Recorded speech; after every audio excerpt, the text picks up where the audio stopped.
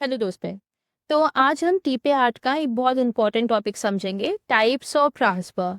ये topic exams में काफ़ी फ्रिक्वेंटली पूछा जाता है, इसलिए इसे ध्यान से समझना ज़रूरी है। ट्रांसफर ब्रॉडली दो तरह के होते हैं, पहला एक्ट ऑफ पार्टीज और दूसरा ऑपरेशन ऑफ लॉ। सबसे पहले एक्ट ऑफ पार्टीज को समझते हैं।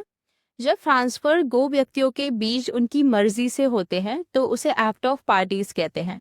इसे इंटर बाइवोस भी कहा जाता है, मतलब transfer between two living person. दोनों पर्सन जिंदा होने चाहिए। एग्जाम्पल के लिए, अगर मैंने अपना घर आपको बेच दिया तो ये ट्रांसफर मेरे और आपके बीच हुआ। ये एक वॉलेंटरी एक्ट है, इसलिए ये एक्ट ऑफ पार्टीज के अंडर आएगा। अब दूसरा टाइप है ऑपरेशन ऑफ लॉ। जब ट्रांसफर किसी लॉ के ऑपरेशन से होता है या कोर्ट के ऑर्डर या डिक्री से होता है तो उसे ऑपरेशन ऑफ लॉ कहते हैं। इसे नॉन इंटरवाइवोस भी कहा जाता है। इसका एक कॉमन एग्जाम्पल है विल। अगर किसी व्यक्ति ने विल बनाया है तो उसकी डेथ के बाद प्रॉपर्टी उस विल के अकॉर्डिंग ट्रांसफर होगी।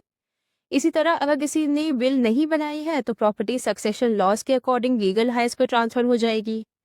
यहीं पर दो इम्पॉर्टेंट टर्म्स आते हैं, टेस्टामेंट्री और इंटरस्टेट। ठीक है, टेस्टामेंट्री ट्रांसफर का मतलब होता है कि विल के थ्रू ट्रांसफर, और इंटरस्टेट का मतलब होता है कि बिना विल के ट्रांसफर, जो सक्सेशन लॉज के अकॉर्डिंग होता है।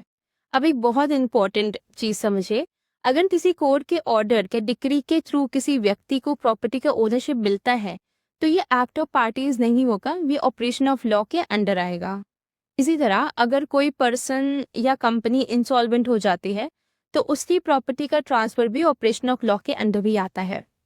अब एक और इम्पॉर्टेंट बात समझिए, टीपी एक्ट सिर्फ उन ट्रांसफर्स को कवर करता है जो एक्ट ऑफ पार्टीज के थ्रू होता है।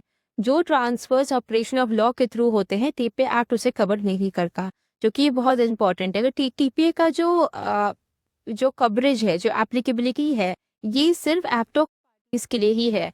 ये कभी भी ऑपरेशन ऑफ लॉ के थ्रू जो प्रॉपर्टी ट्रांसफर हुई ये एप्लीकेबल नहीं है।